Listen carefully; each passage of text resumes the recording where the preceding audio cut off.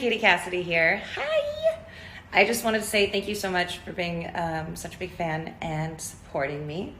I'm supposed to give you some advice here and tell you don't go out there, okay? Bye!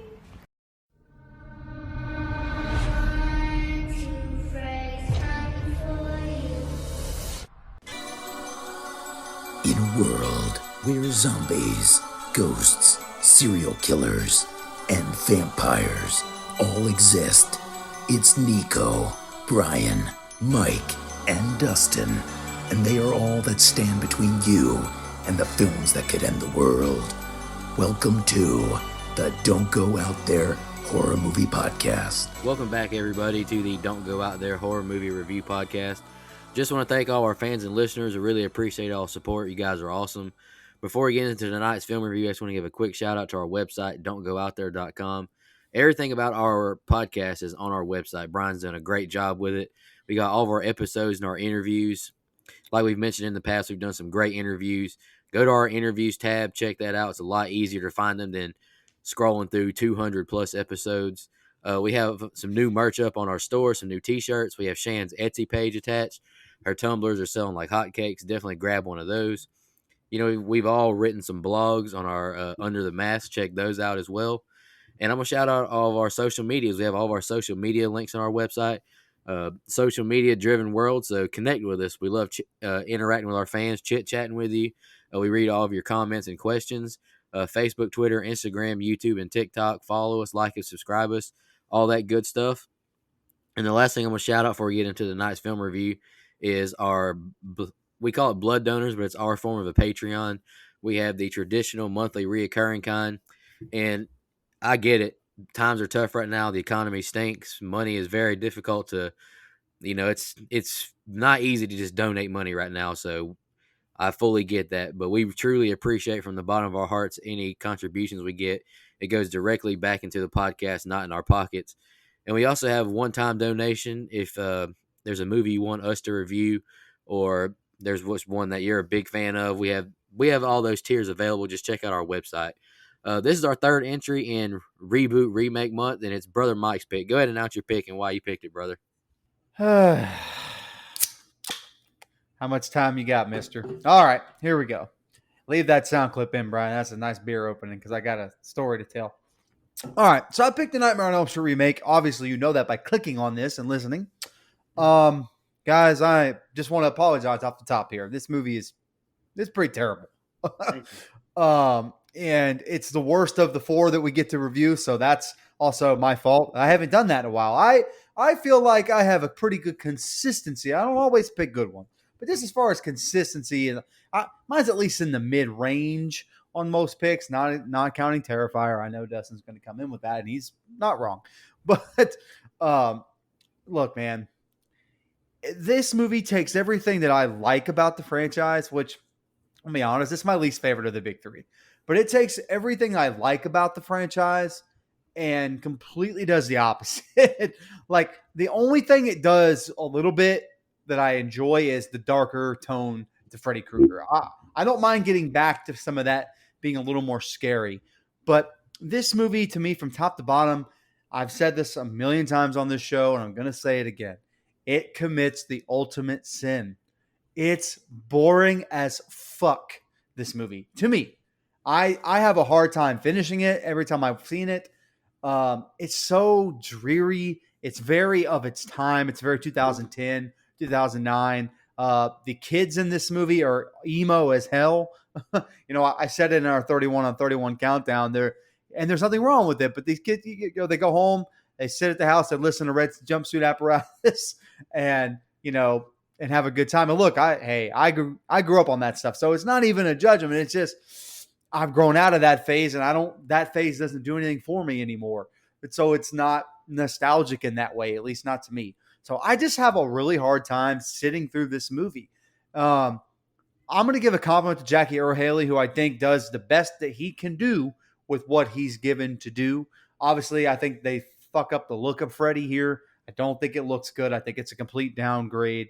I'm not even willing to say that only Robert Englund can play Freddy Krueger. We talked about that on the show. I don't think that's true.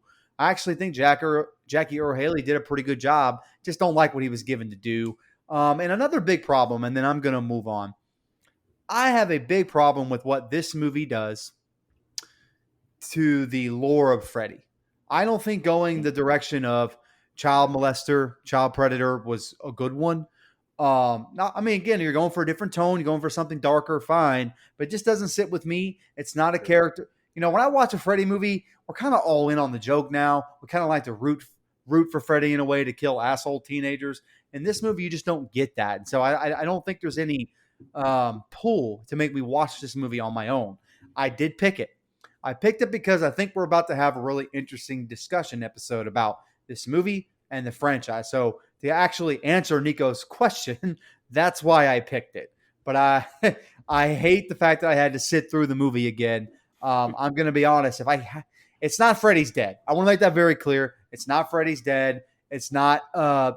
It's not. It's not the one before Freddy's Dead either, or the Dream Child. I don't like that movie either. But it's pretty damn bad. And so, but I am excited to talk about it because it looks like Nico may have some counter arguments that I'm looking forward to hearing. All right. So just to preface everything, I'm going to say I don't like this movie by any means, but I went into this one open-minded a little bit. I think we all have the same nitpicks, or not even nitpicks, just things we don't like about it.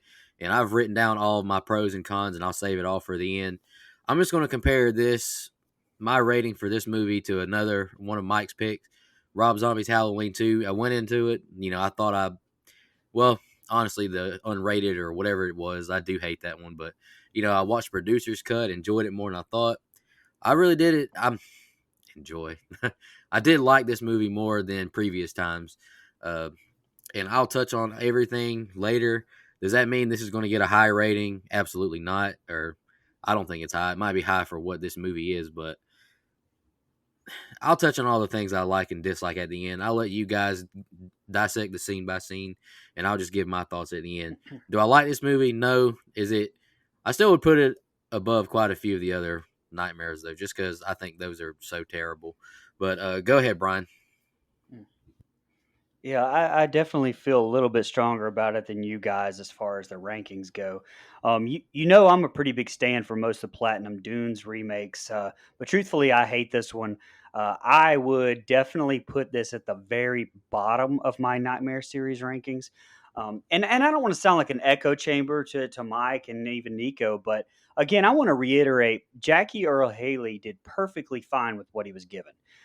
No offense to Karen Lynn and the makeup department, but just like Mike, I was not a fan of his look at all either. It was based more on real life burn victims, but to me, it just didn't work. I think the dialogue was very poorly written. The movie was cut together like a fucking mess. And part of that we know comes from Samuel Bayer being a first time director, and there being something like 15 scripts they combined or some shit. I mean, you can tell. I think it's a mess story wise. I think, and Wesley Strick got writing credit, but even he says the final movie doesn't even remotely resemble his script. So, I think that's a result of this whole hodgepodge final thing that they put together. But whoever's idea it was to focus more on the pedophilia aspect, like Mike touched on, of Freddy, and not the child murderer, can go to hell. Like, I don't even think they talk about him killing kids at all in this movie. Everything was about being a child molester. And like you said, I guess they tried to make him more hated and evil, but I don't think that worked at all. I mean, Wes Craven's, before he did New Nightmare, said he wanted to make Freddy scary again. He didn't like the joke that Freddy had become in part 4 and 5. And you know what? He did it, I think. We talked about Wes Craven's New Nightmare. He did it. And I think so you can do that without completely making him a pedophile like they did. I think Nancy and Rooney Mara, I mean, who has said herself that she thinks this movie was awful and almost quit acting over it. Well, guess what, Rooney? Your performance wasn't exactly fucking Oscar worthy either. But again, I think it goes back to whoever wrote these characters. And according to IMDb, they didn't even consult Wes Craven on the film, which is whatever. But I think that's a bad idea when you're trying to remake one of the most beloved horror classics of all time. And you don't even talk to the GOAT? Okay. Anyway, regardless, I think that this is a whole watered down. I think it's a CG fest that was so bad that producer Brad Fuller at Platinum Dunes said that this would be their final remake. And I think it's terrible with very little good sprinkled throughout. I mean, ask the guys, and I even posted this on Twitter. I was literally even mad watching this damn movie again. So, all right, this movie sucks. So when we did the 31-31 where we ranked the big three, I had this one not as far down on the overall list as I probably would put it now. And in regards to the Just a Nightmare franchise, I think I had it higher than 3 other films. Freddy's Dead is undisputable. Like, that's the worst of the franchise. But to me, this one is interchangeable with Part 4 and Part 5. And honestly, the reason I ranked it higher than those other 2, I probably would still do that. I could talk myself into still doing that. But like I said, it's pretty interchangeable. The reason being, at least it's modern. It looks modern. And, it's I can't even say it's a fresh take because there's so much that is rehashed, like scene by scene. Like they stole so much from the original, and reshooting those scenes almost identically. But at least it is a fresh perspective. It's got more of his backstory, which I agree. I don't like it. But overall, I mean, this movie is just. I shouldn't have read that while I was reading.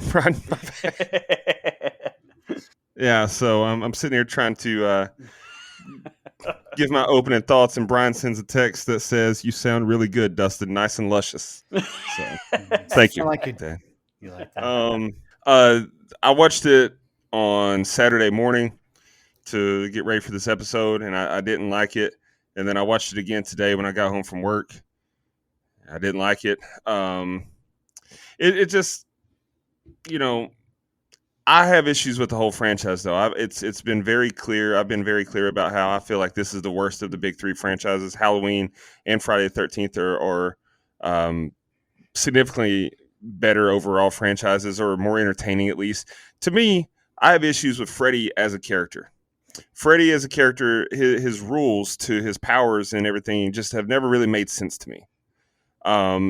Jason's are pretty well defined. He kills people, he comes back to life. That boom, it is what it is. Michael can drive a fucking car. Freddy, what the fuck? Freddy can just he can hurt you in your dreams, and it happens in real life.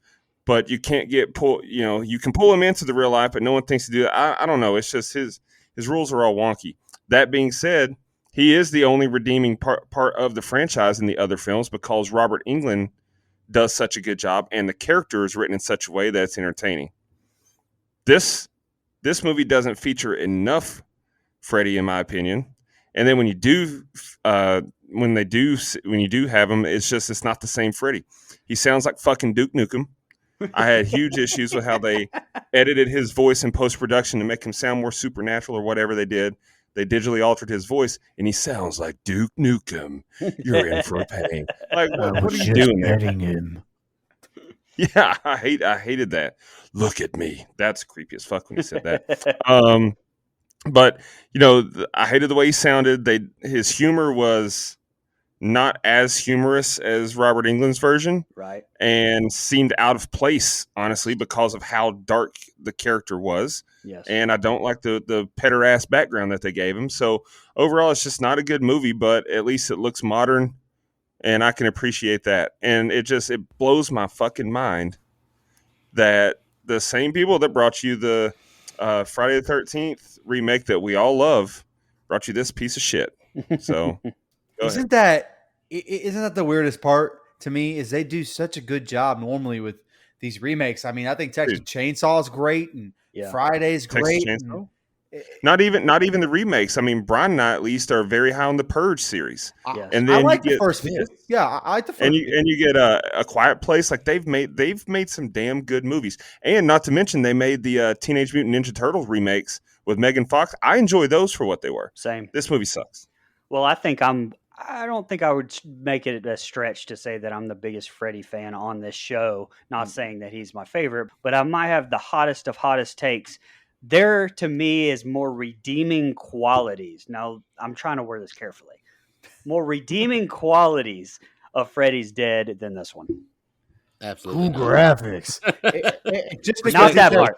Not it's that just part. because he says cool graphics because you're a graphic guy. Totally get it, buddy.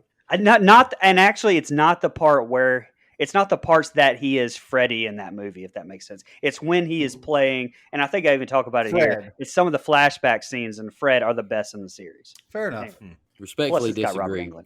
That fucking movie. Hey, listen. It's I pretty have bad. I have no disrespect towards Rooney Mara as a person. I just think she completely phoned this in here, and I meant to put in my intro. I think she phoned in her intro.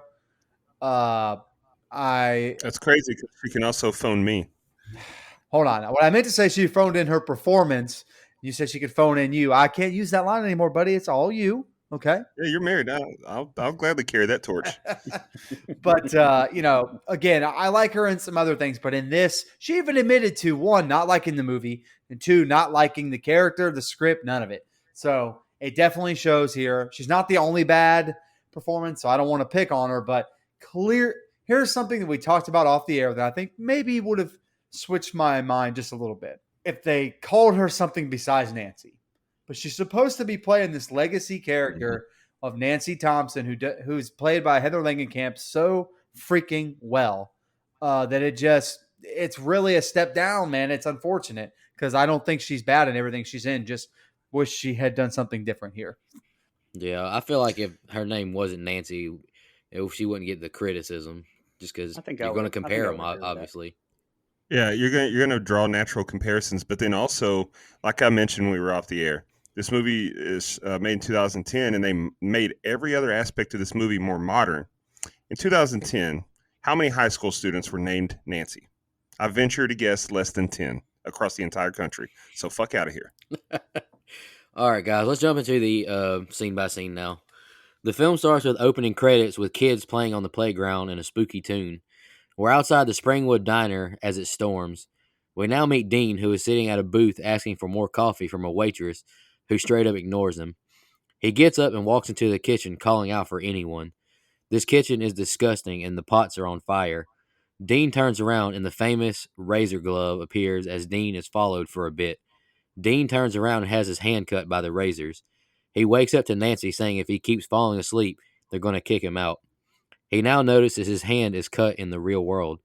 Chris enters the diner looking for Dean. She sits with him saying he looks like he hasn't slept in days and asks what's going on. Jesse messes with Quentin about his crush on Nancy. He now shows Jesse that Chris is sitting with Dean. He slams his money down and leaves the diner. Jesse is pissed Chris broke up with him. Quentin asks Nancy if she gets tired of working here every weekend, and she asks if he gets tired coming in here every weekend. Chris tells Dean maybe he should talk to someone about this. He says these nightmares began when he was a child. He says, I can sleep, I just don't want to sleep. They're just dreams, they're not real. He spills his coffee by accident on her, and she walks away to clean herself up. Dean rubs his eyes, and the lights change to green and red. Freddy appears and shoves the knife near his throat. Chris now sees Dean shove the knife deep into his throat, killing himself. We're now at Dean's funeral, and the preacher prays, and we see Chris see a little girl throwing roses into his grave. She looks around and now sees the girl has razor cuts on her chest and dress. She sees someone grab her ankle as she wakes up. Funeral ends, and Alan tells Nancy if she needs anyone to talk to, he's setting up a crisis center at school. Chris looks at all of Dean's pictures as Jessie walks up. She realizes the little girl she saw in her dream was her. She now tells Jessie how Dean was saying you're not real over and over before he killed himself. She says it was like someone was making him do it.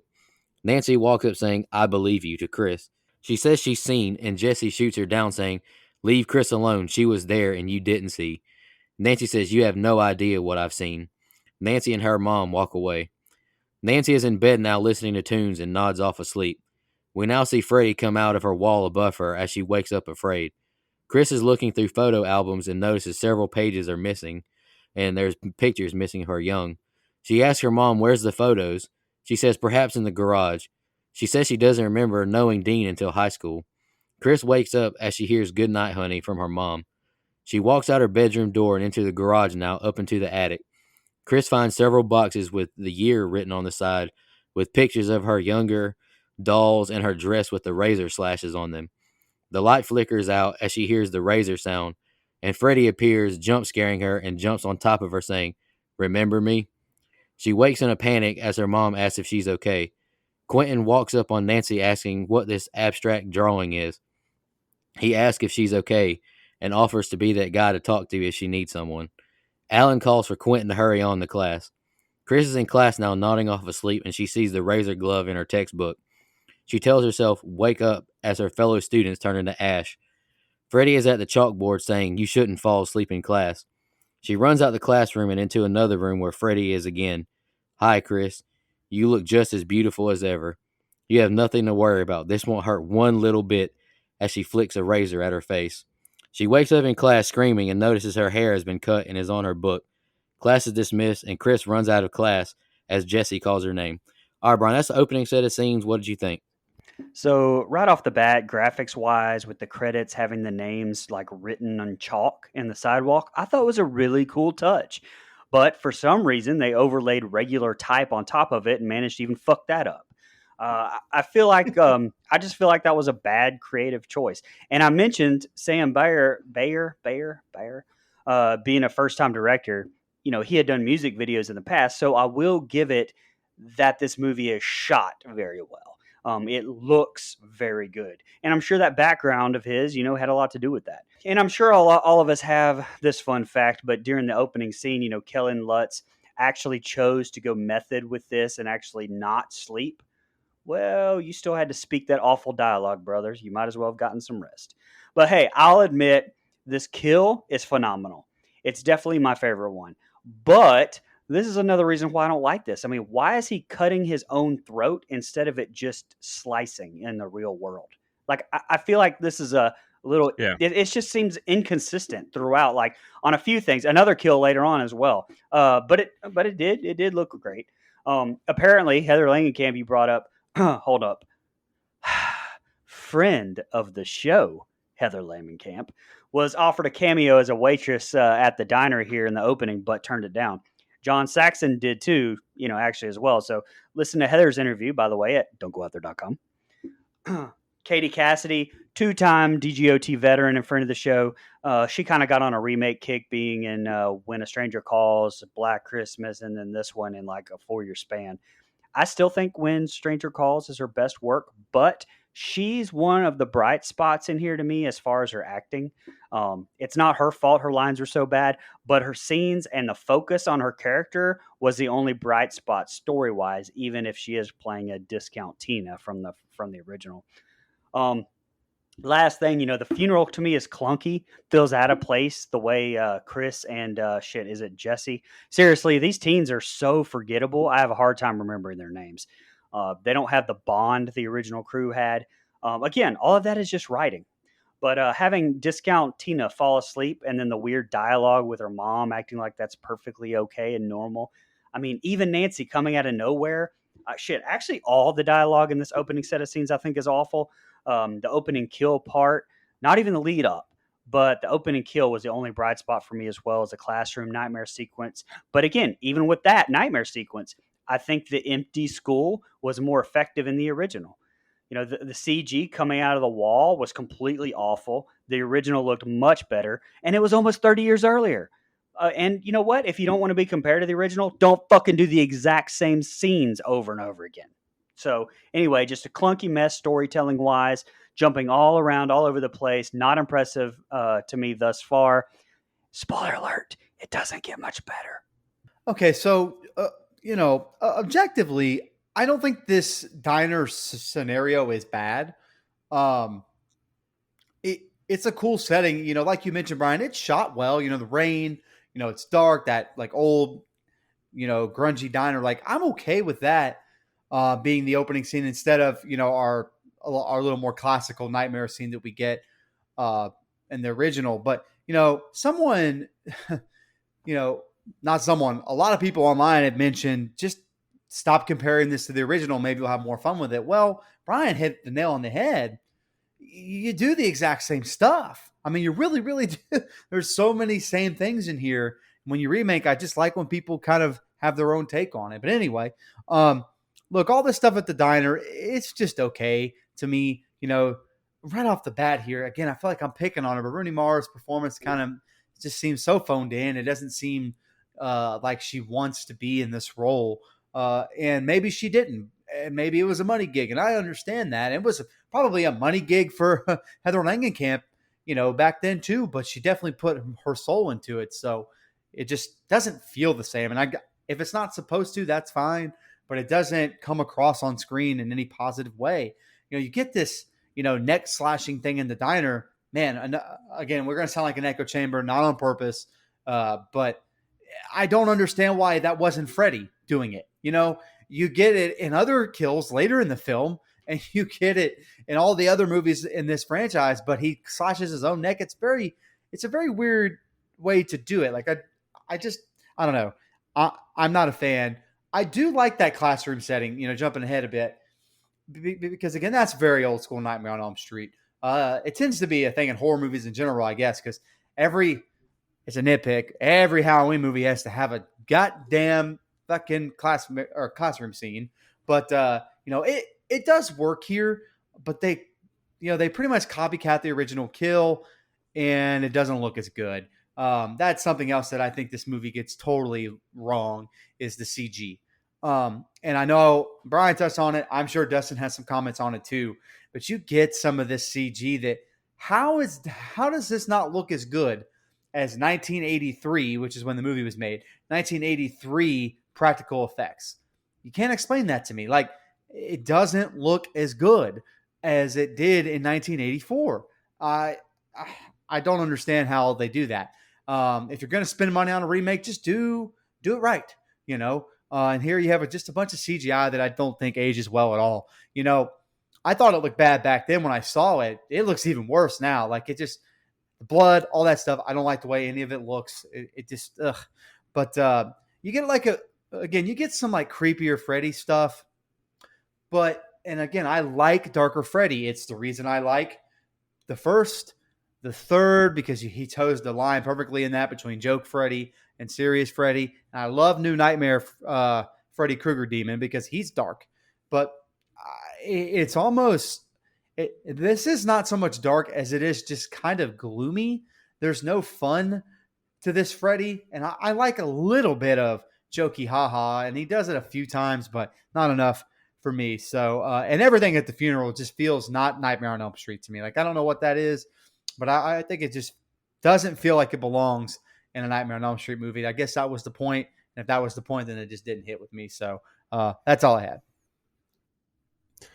I completely agree. I mean, that's what I was saying in my opening thoughts. I think that, the charming part of this whole franchise is Freddy, and they changed Freddy so much that it's just not enjoyable. So I think that, honestly, if this movie was called something else and Freddy wasn't killing people in their dreams, like he was just a serial killer on the loose or something, this movie might be viewed a lot better than what it is.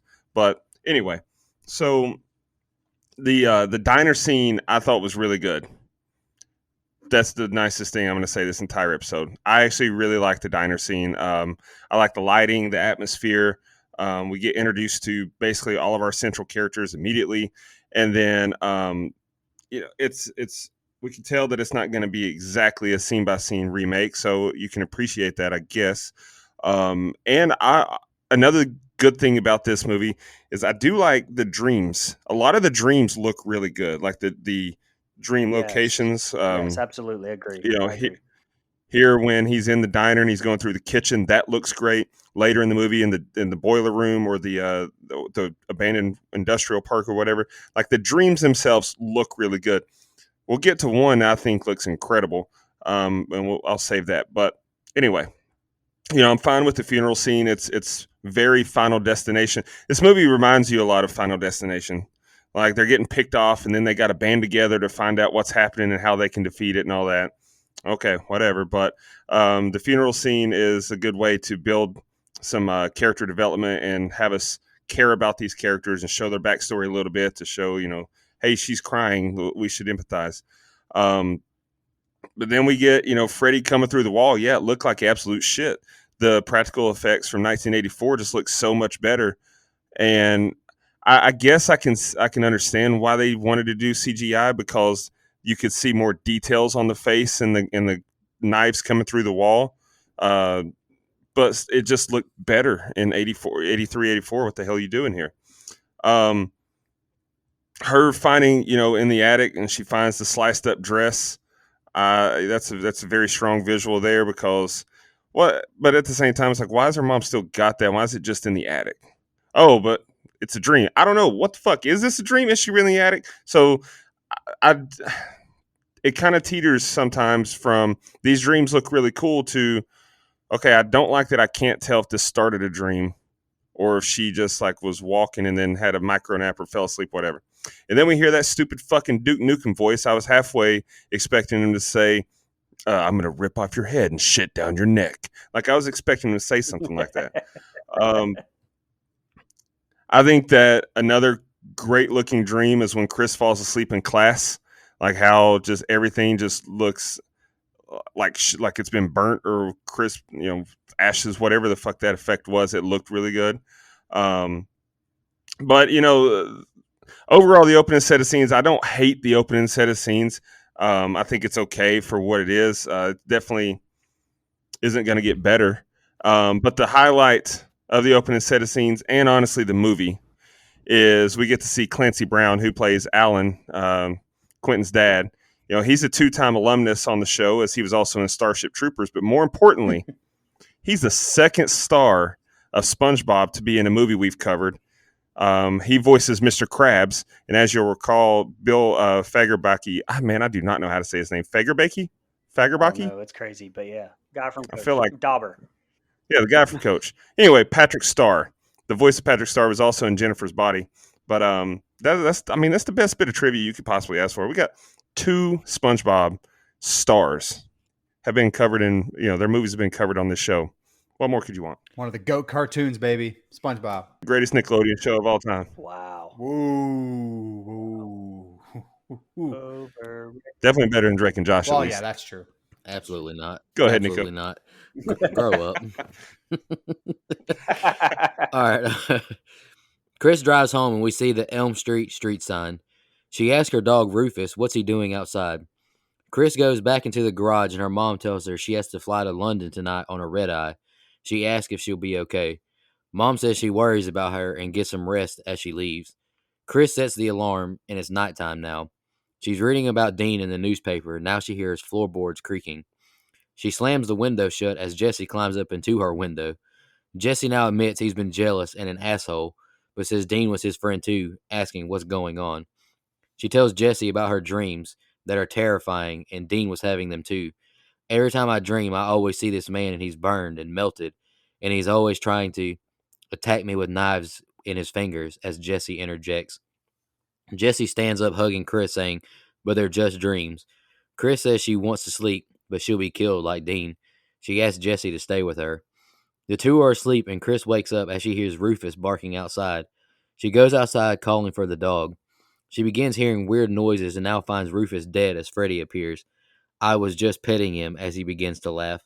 Chris runs in her house, but she's inside of an elementary school now. She walks the halls as her younger self grabs her hand, saying, we have to hide, as they see girls playing jump rope to the Freddy song. She hears Freddy counting down, saying, ready or not, here I come. She wakes up, rubs her face, and tries to wake Jesse. She gets out of bed and goes to the bathroom to wash her face. She lies back down and Freddy is beside her. Chris' body begins to convulse on the bed now, and she begins to levitate and is slammed around the room and into the ceiling. She gets these huge slash marks on her as she falls back into the bed. Jesse is covered in blood, and he gets dressed and runs out the house, setting the alarm off. He runs down the street and falls in someone's yard as they yell out, they're calling the cops. Nancy's mom goes into her room as she paints, saying, go to sleep, it's the middle of the night. She walks out and Jesse suddenly appears behind her, and she asks Jesse what he did to her. He says someone killed her in her sleep. What are you talking about? You know what I'm talking about. She says she hears this song, 1, 2, Freddy's coming for you. Knock at the door again, it's her mom. Jesse says don't fall asleep as he climbs back out the window. Jesse is surrounded by the police now and he's arrested as he yells, I didn't kill her. He's put in the backseat of the car as Nancy and her mom watch him driven away. We see Jesse being put into his jail cell now with another inmate. Nancy calls Quentin now to talk.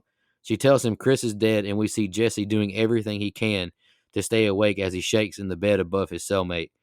Quentin is in the bookstore researching about sleep deprivation, who ironically nods off to sleep. He looks down an aisle and sees a little girl who now disappears. The bookshelves begin to shake, and the place is quite messy as he hears the Freddy jump rope song. He sees Freddy at the table as he's jump scared as Freddy turns around. Nancy wakes him up asking about nightmares and if it was Freddy. All right, Brian, go ahead. That's the next set of scenes I got. So right off the bat in the set of scenes, seeing the nightmare, or seeing the Elm Street sign, like the way it slides into frame, I thought that was a great touch cinematography wise. Um, Cinematography is definitely not the problem with this movie by a long shot.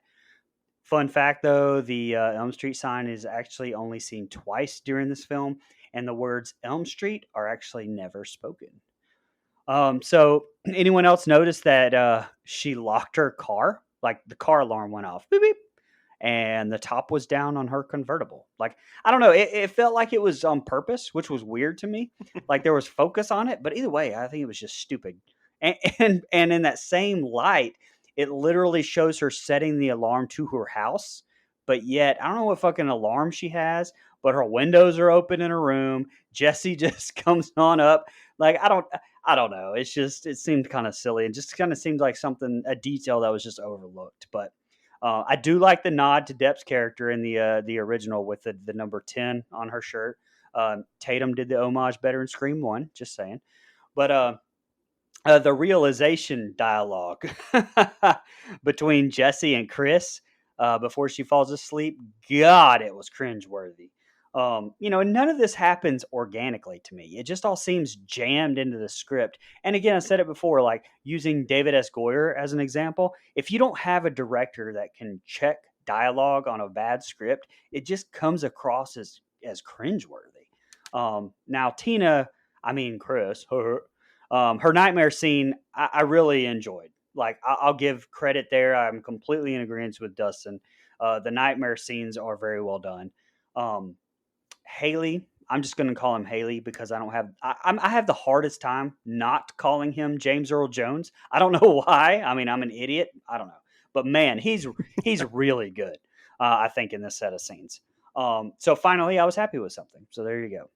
But personally, I think the remake of Tina's death was awful. Like Chris is slung around like it was almost laughable to me. It reminded me of Scary Movie. I don't know if it was 2 or 3. You guys may know better than me, but you know what I'm talking about. Yeah, no, I have that in my notes. I actually have. I like that she was, wearing the jersey to pay homage to Johnny Depp in the original. But if jersey had said 69, then it would have been a callback to Scary Movie 2, where the ghost is fucking her up against the wall. Like that's identical. Yes, exactly. It was 2. I couldn't remember which one it was. You're right. I was waiting on her shirt to come up and then her panties to say like Wednesday and the calendar to say Saturday or some shit like right? that. So it wasn't just me. Okay, good. Again, another original scene copied and not done well at all. The bad part is now, to me, Chris is dead. So we have to shift focus to Nancy, and God bless it. Like, her character is terrible to me. Amanda Crew actually auditioned for Nancy. She was in Haunting in Connecticut, and you brought up Final Destination. She was in Final Destination 3. But I don't know if she would have done better, but I would have liked to seen her try. The dialogue revealing if you die in your sleep, you die for real between Jesse and Nancy, awful. The police said it best and actually expressed my feelings perfectly when the deputy said, "Shut the fuck up" to Jesse. Shout out to Nancy's mom, though, Connie Britton. She was in a movie I really liked a lot called This Is Where I Leave You, and American Horror Story as well. I think she's very well cast here. I think she does very well. And this is just another set of scenes. I mean, we're only like 30 minutes into this, and we've seen so many nightmares, so many storylines. Like, again, the way most of them are shot are very good. Quentin's nightmare in the bookstore, I think, was very well done too, all the way around.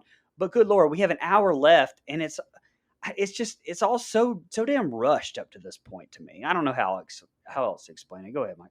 Okay. So there's actually a few positives that I have here. I want to say this.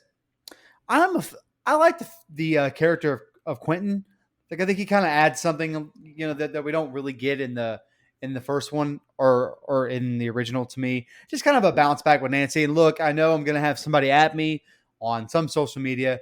I realize it's Nancy Holbrook in this movie, okay? But we know who she's playing. We're not idiots. It is a remake. So I know I said Nancy Thompson, but come on, let's be honest here. That's what we're going for. Um, I like some of the performances. Like I said, Kyle Gallner, who played Quentin, I thought did a pretty good job actually.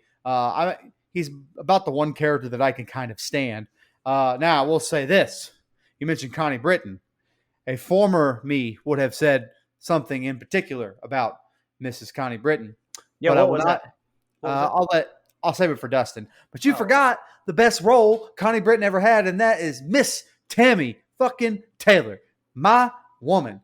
Friday Night Lights, baby. Clear your your woman. eyes, full heart, can't lose. You heard what I said. Your Catherine's okay woman. with it. Oh, Catherine's okay with it. Move on, move on. But you're right.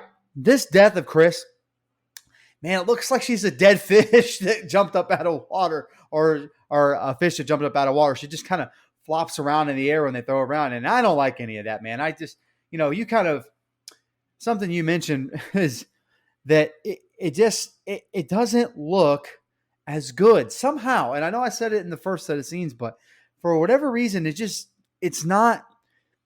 I don't know if it's just not as scary because you could tell it's, because in the original, they spin the room around, they flip it upside down and all that other stuff. And knowing that behind the scenes stuff makes that look really cool. And you get it here and it just looks like someone's floundering around in the dark. And I just don't think it looks good at all. And the biggest negative is that, like you said, now we have to focus on fucking Nancy more. And I don't think it works. Some of these nightmare scenes do look good. Again, there's some really decent acting here from Jackie Earle Haley in these nightmare scenes. Like, he's not my problem with this film. Yes, Dustin is absolutely right.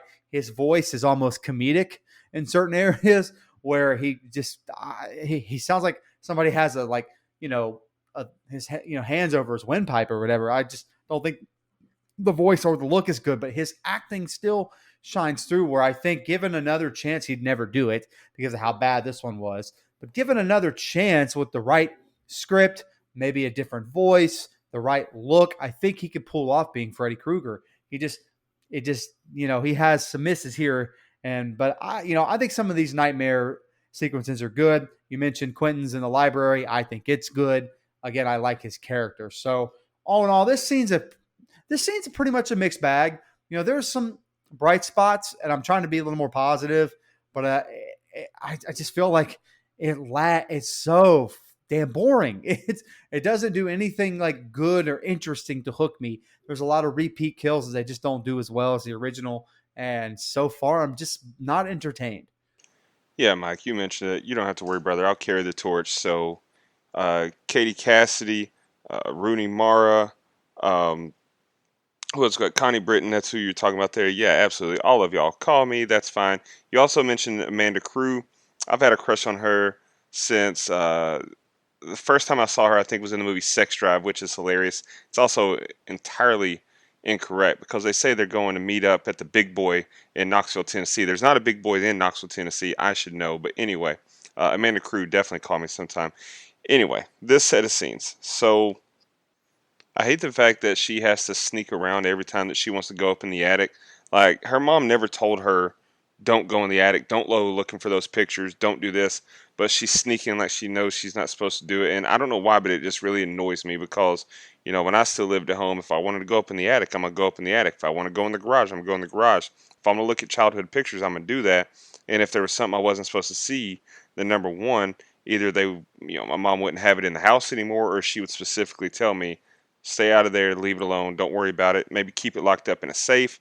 I don't know. So that was an annoying little nuance there. And then Jesse having to go through the bedroom window was annoying as shit. Like, the mom's home or the mom's gone. So what are you doing here? Just call her and going through the front door. I don't that was just another thing that annoyed me for some reason. Then we get our first bit of Duke Nukem humor here when we get the dead dog, and then he says, "I was just petting him." Like, God, his voice irritated me so much, but at least there was some of that Freddy Krueger humor and charm, I guess. Um, and I already mentioned, the callback to Scary Movie 2. I mean, to the original Nightmare on Elm Street. There, seriously though, if that jersey had said 69 instead of 10, we're talking spot on.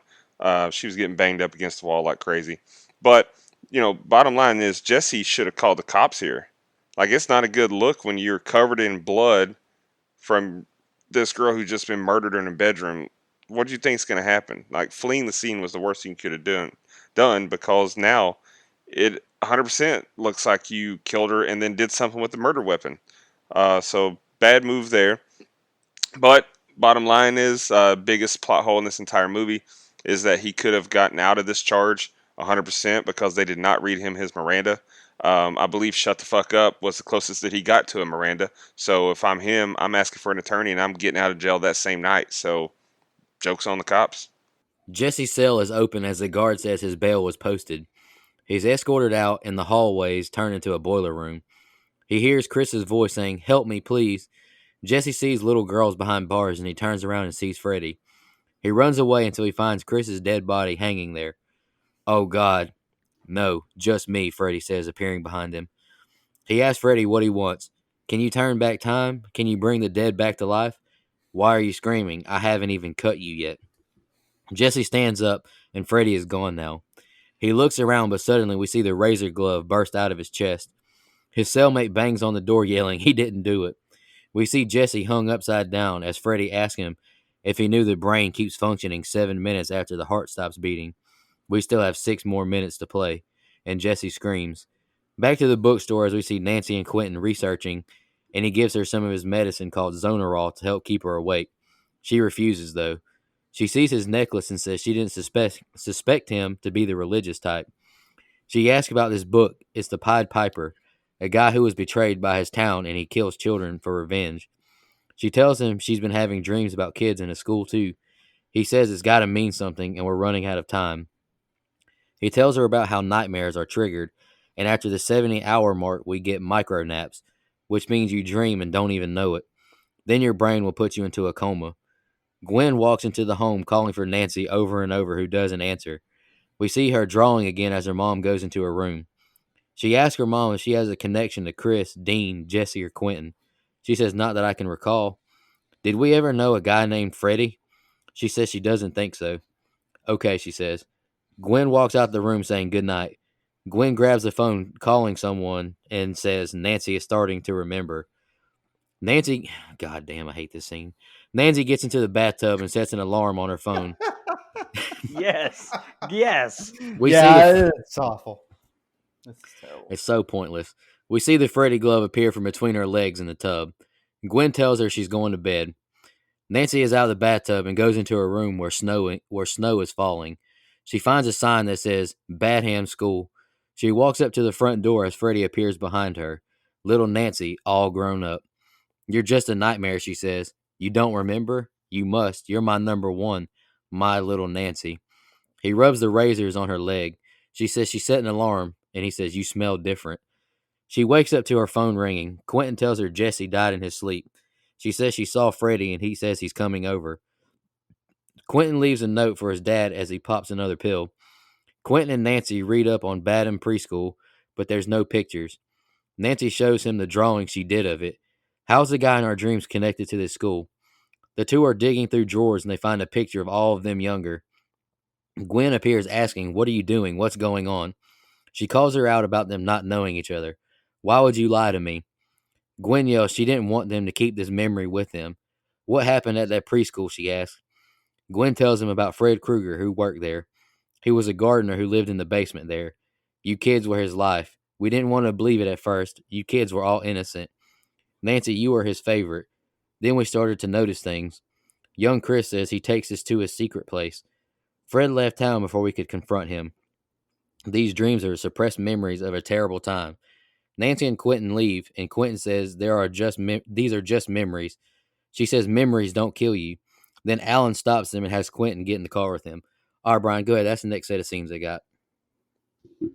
Yeah, and like I was kind of touched on a little bit in the last set of scenes, I really like Jesse's nightmare a lot. I mostly because it's like a return to the boiler room finally.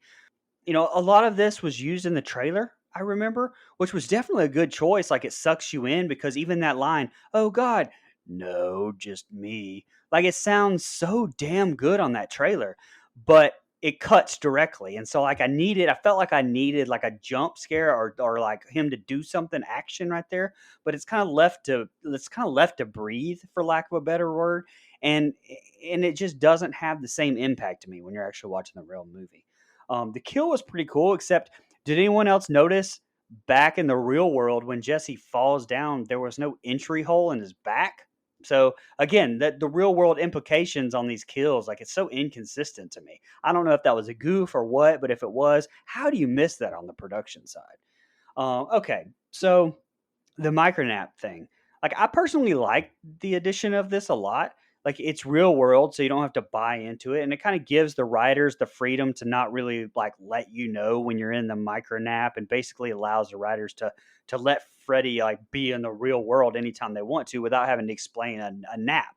Now I think it's overused. Like throughout the rest of the movie is all like I like it. I just don't like how they used it so damn much moving forwards. It was almost like stimulus overload. I think that was what I was trying to say in that last set of scenes. It was almost just too much the rest of the movie. But I don't know. That's just my opinion.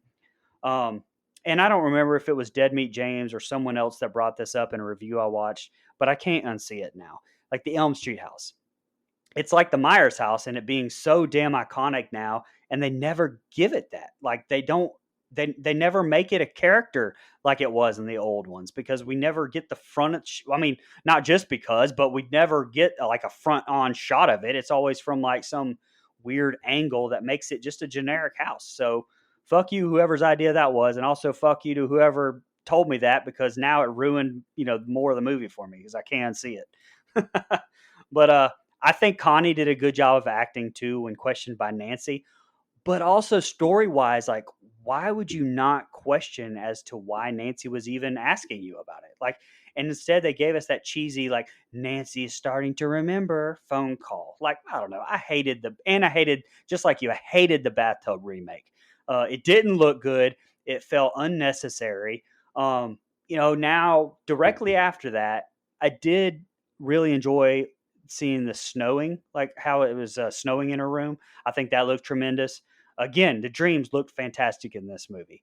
Um, and alas, not to repeat myself, but you know, it's in this scene, so it's worth repeating. Look, I'm not a fan again of how pedo Freddy is licking Nancy. It just has like I know they did it through a phone in the first one, but that was almost played for laughs. Like this is just played for fucking gross. Like, and I don't know if I said it already, but I didn't like it.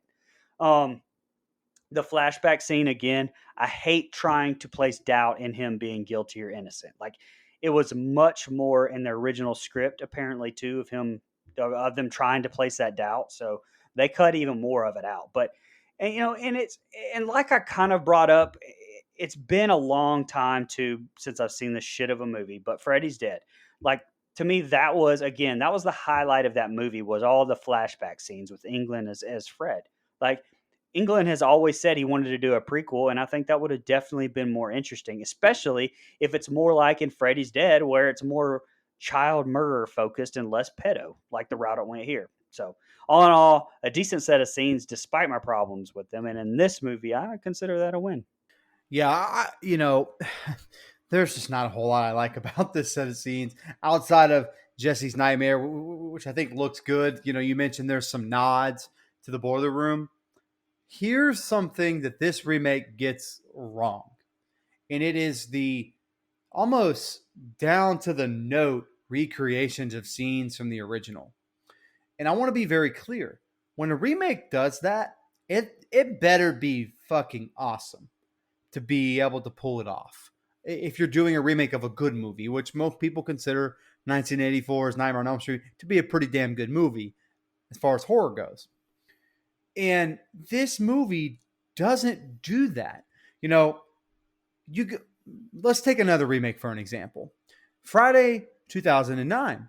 Instead of shooting scene for scene the first movie or the second movie or whatever, it takes a really nice collection of scenes from the first three original movies, kind of shoots them in a different way, makes them make sense, puts them all on the front end. Now we're all caught up. That's something this movie could have done. Halloween '07, which is not my, again, we don't love the movie, but at least some of the remake scenes they do them a little differently. They shoot them different. There's some different something. Just give me something different. Halloween 2, when Laurie finds out she's related, at least we find out. I've said that a lot on this show. But like, there's no, yes, there's some different stuff within the movie, but these kills and these nightmares are very, very similar, and they don't improve upon. What I would have preferred is almost Halloween 2018 Halloween kills logic, where we're just giving nods, just little Easter eggs to the prior kills. If you get this bathtub kill, which you both mentioned is terrible, and it is, or not kill, but the bathtub scene, excuse me, that first one is so iconic. I don't even, could you include the glove through the bathtub? Yes. And I probably would have just ended it with Nancy waking up. You know what I mean? Like just a little tease. Just okay, we see you, original. We got it. And then move on. Everything that follows, just it doesn't work. It's not the same. And so when you do it that closely, you keep going back and forth between this one and the original. And of course, 9 times out of 10, I'm going to pick the original. It's kind of like Psycho 98 in this way, where that movie's already made. Whether you like Psycho or you don't like Psycho, that movie already exists. So you don't have to clone copy it. And the stuff they don't clone copy, I think, is probably the better stuff. And I don't know if anybody agrees with me, but the stuff they don't carbon copy, it's pretty good outside of Freddy, which I just think Freddy Krueger is a character that you kind of have to stick within a certain frame and do it that way. But anyway, that's just kind of my soapbox. And that's why I took away most from this set of scenes is it's okay to give some nods to your predecessor, but let's try to update and kind of get a little more creative with it. Was really all I asked. Clancy Brown was mentioned on this show. My most noticeable thing with Clancy Brown is the fact that he's the guard from Shawshank Redemption that says the words "fat barrel monkey spunk," which is one of the best lines in movie fucking history, by the way. Jesus. Yeah, fat barrel. When the really big guy gets brought into the prison and he goes, "You don't understand. I'm not supposed to be here." And he calls him a fat barrel monkey spunk, and it's hilarious. It's one of the best lines ever written, ever. That would be Clancy Brown. So anyway, yeah, there's just not a whole lot in this set of scenes, and I'm a fan of. And it's unfortunate because it kind of you get the nod to the Boiler Room. We had just a few more, just like subtle hints at stuff. I think it would have been really good, but man, something in Platinum Dunes does, and we talked about it last time we did a Platinum Dunes movie, is Shaky Cam. Shaky Cam. Shaky Cam. Even in Nightmare movie, like I'm okay with it in other places like Texas Chainsaw Massacre and some of these other films, but you get it in this and Amityville Horror, it just kind of sticks out. It doesn't really fit. So I don't know. But one thing, I let Brian say it before I could say it, so now I can say it, and then no one will claim that I just always use this. The cinematography in this movie is pretty good. Pretty good. Checks the box. Just saying. Cool aesthetic. Not my favorite Nightmare aesthetic, but for a horror movie, I think it's a cool aesthetic. So that's all I had. It's kind of, here's one word that I can describe the movie. And while I was watching it with my wife, I said, you feel like this movie's a mess? Like it's kind of a mess. Yeah. Because, it's like you talked about it in the script, Brian, but it's just the whole like narrative plot point thing is just kind of a mess, where the first one's just kind of boom, boom, boom, boom. And in this one, we're kind of all over the place, and we're researching Freddy. And look, I like the interaction with Nancy and her mom. I think that stuff works. I would have liked to seen a little bit more of that character development in the original. So I think there's some good to be had here. It just that, they fumbled the bag. We kind of talk about the bones of a story all the time. You mentioned a prequel. This would be a really good prequel. Let's find out about Freddy Krueger. I'm fine with that. But you get this interaction with Nancy and her mom. That's good stuff. And it's just followed by, man, what do we do? It's Quentin, his dad, in the car. And I don't think that works well either. So again, just a kind of a mess of scenes, kind of like my diatribe here was a mess.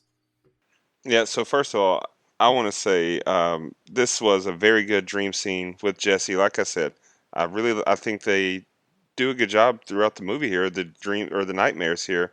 Um, you think that he's being set free from jail, and then boom, he's in the boiler room.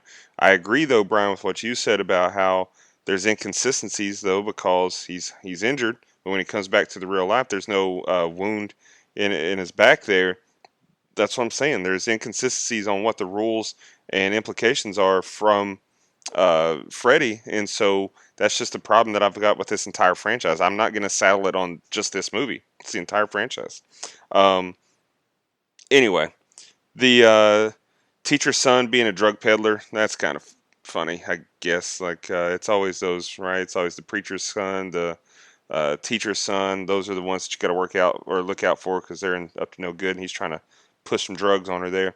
I do like the micro-nap edition, too, Brian, like you mentioned, because it adds a new wrinkle. It's plausible. And, when you're trying to avoid sleep, you're going to get delirious and delusional. So it just adds another thing for them to be afraid of. So I like that addition. I did get highly annoyed rather, when she's asking her mom, when Nancy's asking her mom about Freddie, did we know someone named Fred?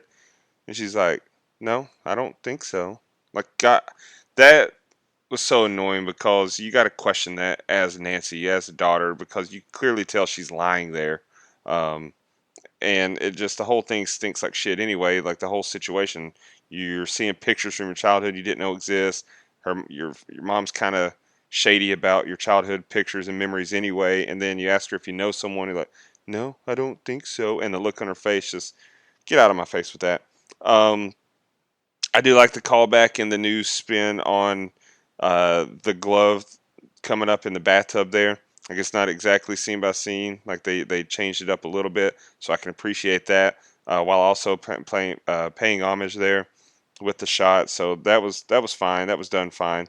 Um, but then here, this one is, man, this set of scenes is where we get it laid on us pretty heavy here. I've gone back and forth on the backstory, how I feel about it. Um, the other left it up for the imagination, I guess, to guess, was he a pedophile, was he not? It was kind of hinted at, but it wasn't explicitly said. This one straight up says he's not he's a pedophile. He's a predator. He's Chris Hansen's number one target. So I I can appreciate the fact that it doesn't leave anything up for the imagination there. It's like it's not going to let us guess and wonder. It's going to specifically tell us. But at the same time, it's like, God, man, that's such a cringe-worthy, like that's there's certain things that I don't like as storylines because they're so uncomfortable and unfortunate in real life. So, but that is what it is. Overall, just not a great set of scenes. I mean, you got a good dream sequence there, and you got a callback to an iconic shot. But overall, just kind of meh. Another Clancy Brown fun fact is this is our second week in a row where we have a member from one of my favorite movies, The Guardian, in it. Seal Award Yes. last week and Clancy Brown this week. I'm Yeah, still whatever. trying to spin how The Guardian could be on the horror show, but I No, don't think it's going to work it out. can't be on the horror show. That It's not. ocean is that ocean's evil villain. Is that is that considered a monster movie? I'm just kidding. Brother. All right, Brother. Mm. all right, let's move on. We're at swim practice now. Coach tells Quentin to wake up and focus. The whistle blows and they all jump in the pool. Nancy is searching all the kids' names from the picture. The kids are all dead that she's researched. Back to the pool, and Quentin is suddenly pulled under the water. He emerges, but he's in some industrial park pool. He sees a man being chased by several cars, and the man runs into this building, locking the doors. Kruger, come out, you bastard, the crowd yells. Kruger says he didn't do anything. The group surround the building as Kruger yells for them to stop. Alan is told by Gwen this isn't the right way, as Alan says this ends tonight. They throw Molotov cocktails into the building as they hear the man scream from being set ablaze. The man runs out full speed now as Freddy at Quentin, who is resuscitated by his swim coach. Nancy clicks on Marcus Yeon's vlog. Marcus describes his nightmare about the burned man with the striped sweater. She clicks on several different videos of his nightmares. He's dreaming with his eyes open now. He doesn't know what's going on. He asks if anyone else is going through this and asks for help.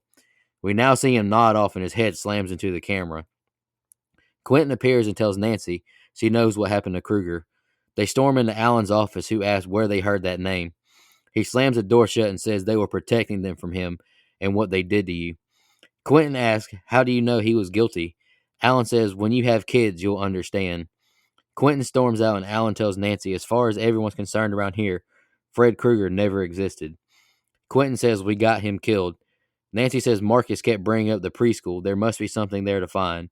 She hears her name whispered by Chris's voice down a hallway, where Nancy sees her body drug away in a body bag. Don't you want to hang out, Nancy, as we hear the Freddy voice? What are you doing? Quentin asks. She tells him what she saw, and he says, you've been up too long. You're having micro naps. The two drive to Hawthorne Health and Pharmacy. Quentin wants to get more pills. Nancy hears a knock at her window. It's Freddy, who throws her out of the Jeep. She suddenly wakes up. Quentin asks the pharmacist for a refill, but he says he's out of them. Nancy now uses the car lighter to burn herself on the arm. He explains he's been on the pill since he was 15. It's okay, but the pharmacist refuses. Nancy leaves the car and goes into the store calling out for Quentin. Quentin walks away from the counter and we see Nancy, and the lights are flickering and the aisle turning into the boiler room as Freddy walks slowly towards her. He grabs her neck and she falls backwards, ripping a piece of his sweater off. We see her crawling backwards down the aisle and Freddy yells, wake up, you're bleeding. Quentin finds her and cleans up her wound as she shows him the piece of sweater. They're at the hospital now and Gwen shows up asking her who did this. Nancy says, Mom, you know who did this. Quentin steals an epinephrine from the hospital. The doctor walks in the room with Nancy, who says she's going to give her something for the pain, as she briefly sees Freddy.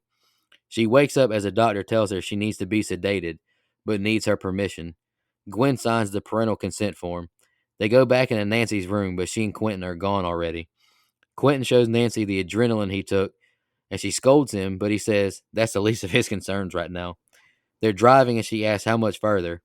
She asks him to talk to her. She's falling asleep. They make small talk now, and he asks why she never showed up every time he invited her out. She says she didn't fit in. And I kind of like this little bit of dialogue, honestly. He says, if we survive, how about I take you on a real date? She asks, what if I say no? And then he tells her to sleep on it, jokingly. Jump scare as Freddy appears in the road, and Quentin crashes the car off the side of the road. I saw him. He was right there. They hear his laugh as they walk away. And the next set of scenes are the ending. Go ahead, Brian. Oh, hey, look, a swimmer swimming. Look, a swimming related accident in a horror movie. Looking at you, Stepfather remake. Swim Uh, fan, goat movie. Anyway, sorry. Although, come on, like your adrenaline is pumping. I can't speak to the micronap thing, but my gut feeling is my guy falling asleep during a race always kind of seemed kind of dumb to me. The flashback kill though was good. It was well done. I just don't know how helpless almost Kruger seemed. Again, innocent quotations. I didn't really like it. But anyway, I did find it a little cartoony as well that she had big red X's over everyone that was dead in the in the preschool picture. I mean, good lord, come the fuck on! Like that's cheesy as hell. Not to mention, supposed to have been like her friends. I put that in quotations because like you sure as hell wouldn't know that by this movie. But come on, she wouldn't have done that in real life. Um, Also, shout out to my guy Aaron Yu who plays Marcus Marcus Yan on this YouTube video. Like my man Chewy from the Goat Friday the 13th remake. Now, even though he's not credited, this totally counts to me, which I think makes this his third appearance on the show with Disturbia, Friday, and now this. I think we only have one more of his movies that we might do because I'm sure we're probably going to do James Wan's Demonic at some point. But shout out to my man Aaron, which reminds me, I've seen a few reviewers, and I won't call them out on here, but this has been incorrectly regarded as a goof. I think like there's a lot of complaints where Marcus died during his video. So how did he post it? I mean, well, not only does scheduling technology exist with the automatic posting option, but in the script they actually did have him say the words clicking the auto upload button. So just pointing that out too. It was explained but cut for whatever reason. So now people think it was a mess up. I don't know. Put some respect on my guy Aaron's name though. I know that. Although I'm pretty sure YouTube is probably going to pull that video down pretty quickly. Anyway, um, pretty fucking dumb to me how Quentin goes directly to defending Kruger too. Like immediately, he didn't do it. You killed an innocent man. But he was in or like whenever he was in Mr. Krabs' office, like what? Like, how the fuck do you know? Well, because I mean, you can't you can remember it? No, I don't know. It just seemed like a weird hill to die on there. And huge props though for the micronap jump scare with Nancy in the car. And how like reality kind of flickered as she went into that dream state. I kind of felt like Stranger Things, like in the Upside Down a little bit. I liked that a lot. But what a piece of shit sweater Freddie had, like that she can grab a huge chunk out of it by just falling to the ground. I don't know. Bad sewing. Uh, Definitely not Nico's American Eagle quality. Um, and what the fuck kind of adrenaline is that where Quentin is still having micro naps 5 seconds later after he takes the fucking adrenaline shot, by the way? Like, come on. Last thing, and I'll shut up. So funny that we did the whole April O'Neil thing during the Stepfather last week, but guess who played the medical resident as Nancy was being tended to in the hospital? Yep, Judith Hoag, who played April O'Neil in the original 1990 Ninja Turtles. Go ahead, Mike. Also, real quick, a positive I wanted to touch on from the last set of scenes was the kind of updated way she found her classmates with the video blog and stuff. Like I thought that was kind of creative. If you don't like the choice, I completely understand that, but I thought it kind of worked for what it was. But anyway, okay, so I sent it in our group text. This is the best set of scenes in the movie to me. Now, I want to not preface it because I've already said it, but I want to just say that doesn't mean I love it. I just think it has the most interesting things going on, the best moving pieces. I think the stuff at the pool is really good.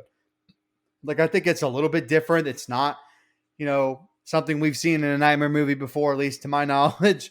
And I think it kind of works, and then you get into the idea of micro naps and all that stuff. And I think that's, kind of good. Something a little different where, they touch on it in the original where Nancy's drinking a ton of coffee and all that. Got that. That's totally in there.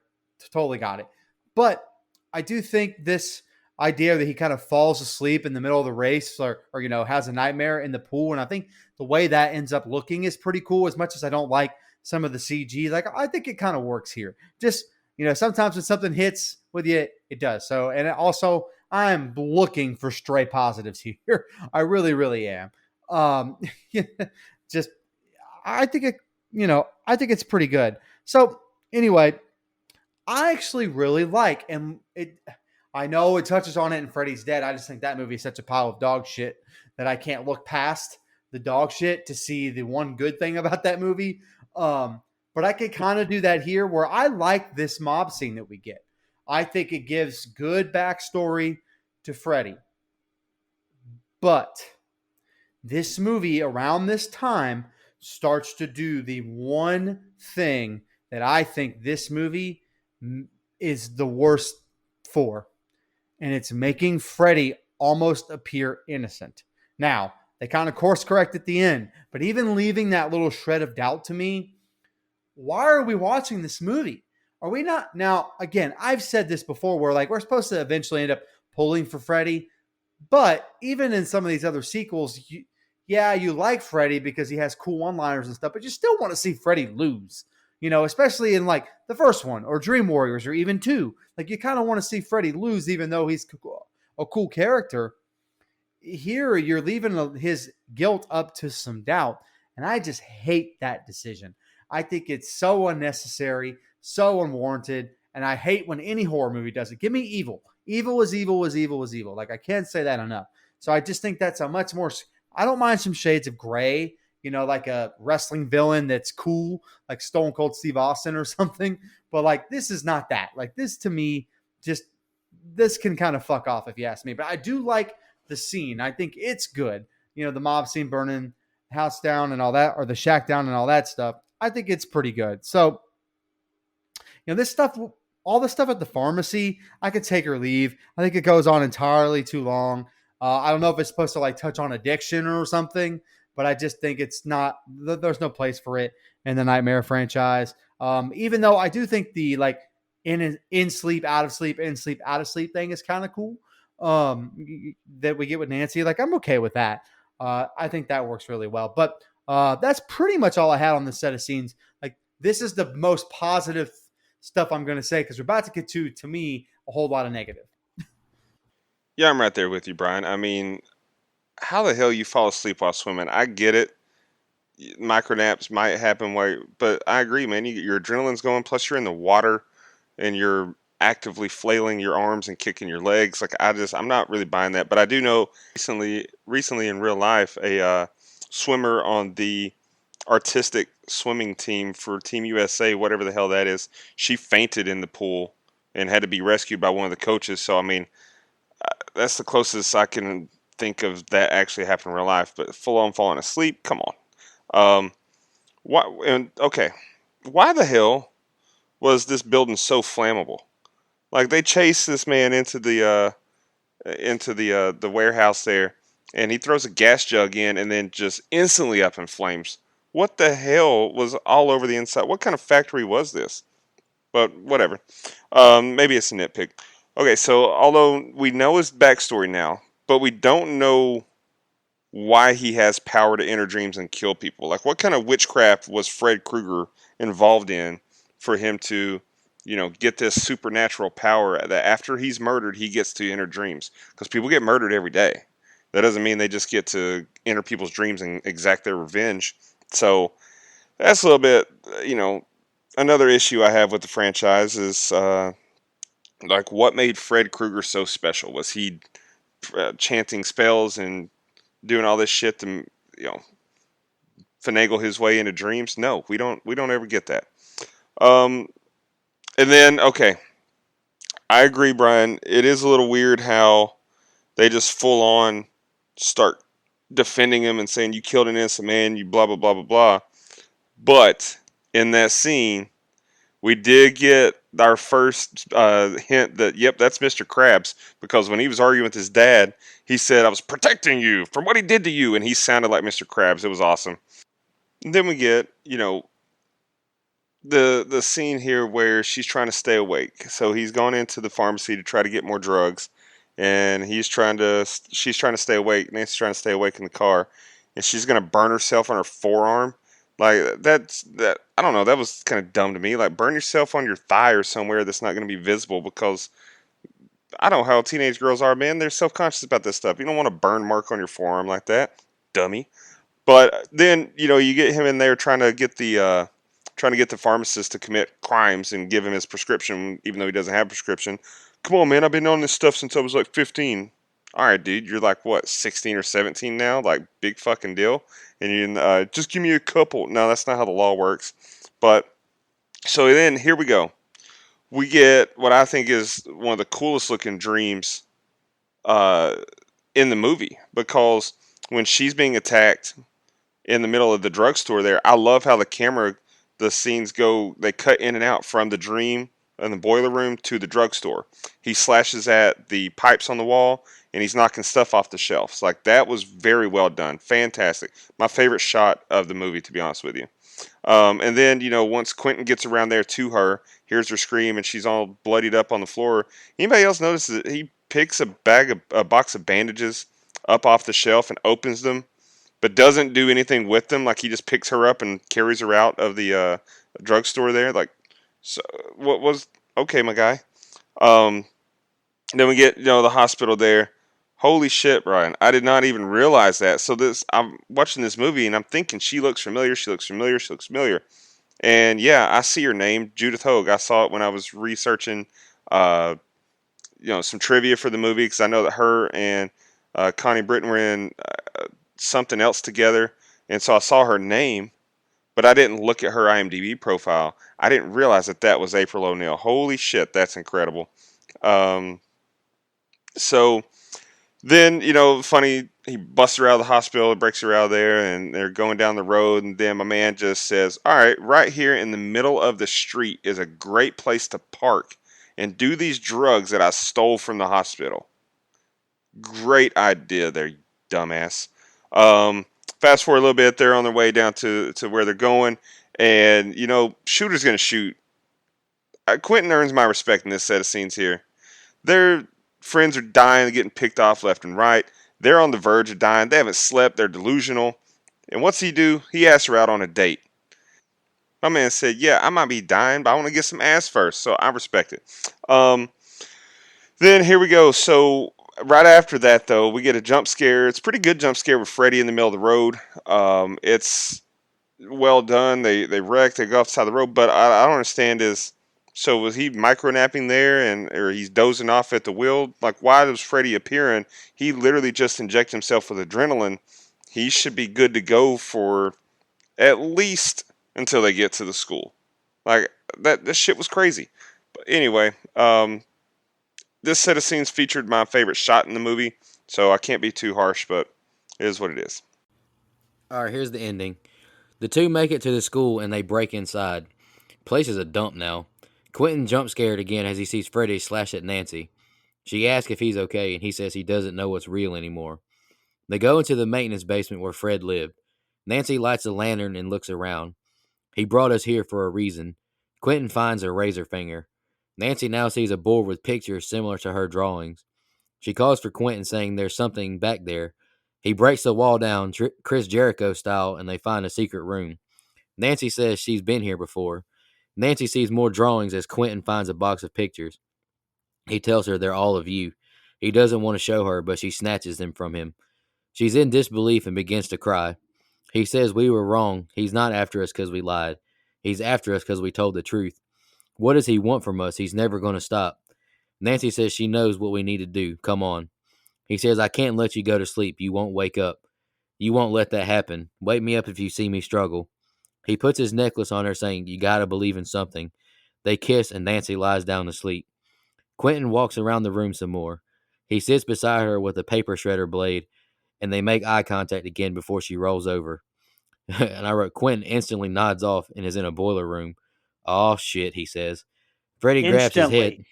Instantly. That man Fucking was knocked. instantly That out. dude, that dude was like Brian sitting in his recliner after he gets Oh, home from work. no doubt. After I mowed some grass. Oh, shit, yeah. Sorry, hating on the dad over here. Yeah, thanks a lot. Go ahead. Hey, I'm the same way, brother. Quentin instantly nods off and is in a boiler room. Oh, shit, he says. Freddy grabs his head, slamming it into a pipe. You can't save her, he yells, and tag, you're it. He cuts Quentin's chest. Nancy calls out for Kruger. He leaves Quentin and pursues Nancy. She says, fuck you, and he says, sounds fun. He shows her the other dead bodies hanging. She's now in her house as she sees Freddy walking down the stairs. Nancy hides in a closet and Freddy appears right beside her with a jump scare. She runs up the stairs now and her carpet turns into a blood pool she slowly gets through. How's this for a wet dream, he asks. Nancy falls through the roof into her bed now. Freddy enters her room as she can't move on her bed. He says this dress is one of my favorites. You remember everything now, don't you? Your memories are what fuel me. Don't turn away. Look at me, he yells. Look what you did to me. Now it's time to play as he throws her into a wall. She stabs him in the eye with some scissors. Naughty girl as he pulls them out. He says, you can't hurt me as he throws her back into the bed. I want to wake up, she yells.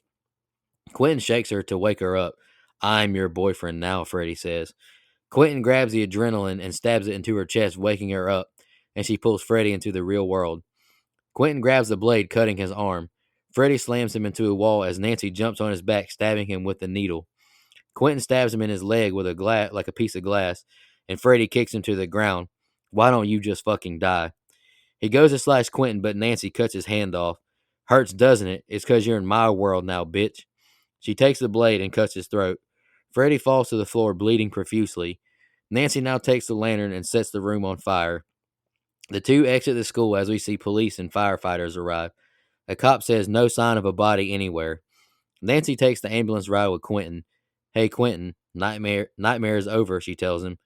Back to Nancy's house as she and her mom walk inside. Nancy sees Freddy appear in the mirror behind her mom as he stabs her through the back of her head and through her eyes. She's pulled into the mirror and Nancy screams in terror as the film ends. All right, Brian, that's the ending. What'd you think? Yeah, it's fine. I mean, so a few things, just how Nancy says, just out of the blue, she's come up with this plan. I don't know. Again, it just doesn't seem organic. Her relationship with Quentin seems forced. going to sleep on purpose on the gross school basement bed, fucking gross. The CG on Freddy's face looks bad. I think it's very noticeable here as he's shown close up, especially with Nancy.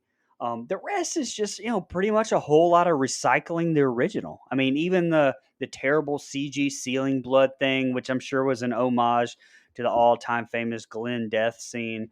The pedo stuff was fucking gross. It was disgusting. Um, pulling the scissors out of his eye, I thought was very bad CG. The ending fight scene I liked. It's just, I mean, you know how I am about people cutting other people's limbs off with just one fell swoop. It always makes me, I'm just like, well, God, whatever. But I will end on two good notes, though. The throat slash effect on Freddy I thought was great.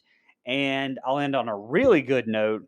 Something much better than the original is the very ending with Nancy's mom. It was a CG fest, but I really, really liked it. I didn't mind how bad it looked.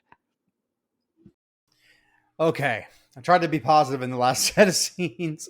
So I feel like I've, made some good strides here where I could kind of shell over this ending. Yeah, man, I don't like it. Outside of Jackie Earle Haley's performance, which I do think is good in this set of scenes, I really, really do. I think it's a strong performance. But there's just some creative decisions that I don't like. There's way too much CG here. I think the pedo stuff comes across entirely too much for my liking. And again, I know we're not supposed to like this Freddy. I get it. I feel like there's a way to do that without including it in such an iconic character that already had a lore without that. Some of that stuff is in the subtext, by the way. In the first two, you get that, but it's very subtle. It's not so in your face. There's just too much. Fuck you. Sounds fun. Like, okay, yeah. Well, I could go without that, just personally. Oh, yeah. So I don't think it adds anything to the script whatsoever. Like, I think the you can't save her and then killing Quentin is pretty good. Like, it's okay. Like, that's a lone bright spot there. But everything else inside this school is just. It looks like a really bad, and I know I'm going to get a lot of shit for this, but it looks like a really bad comic book movie.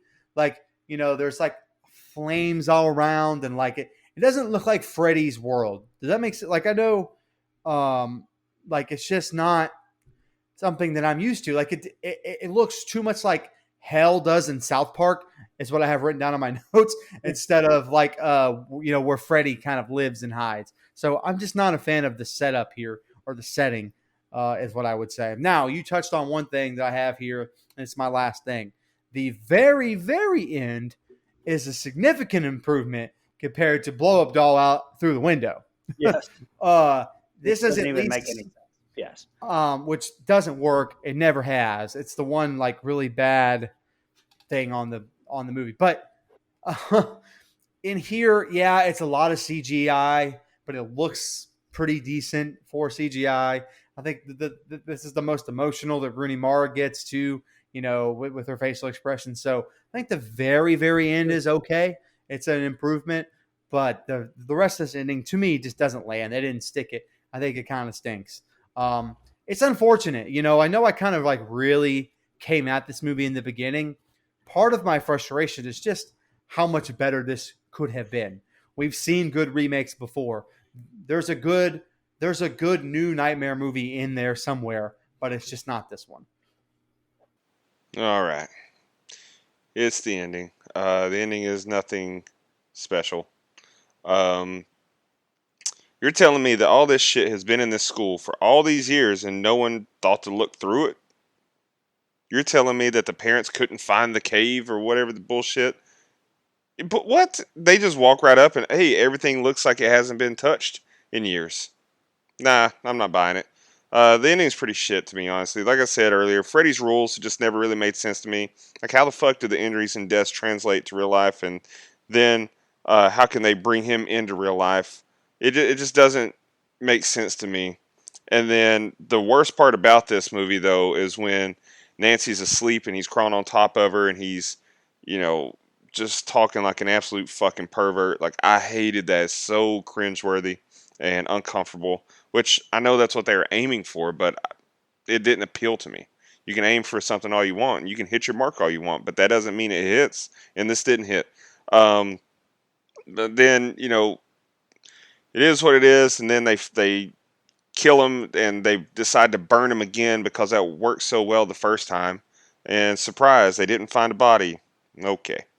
And then I agree with what you said, Brian. The CGI was much better in Nancy's mom's death in this one than it was in the original, because the original you just had like a fucking blow up doll getting pulled through a door or a little hole on the door, so that was stupid. But overall, it's just I don't.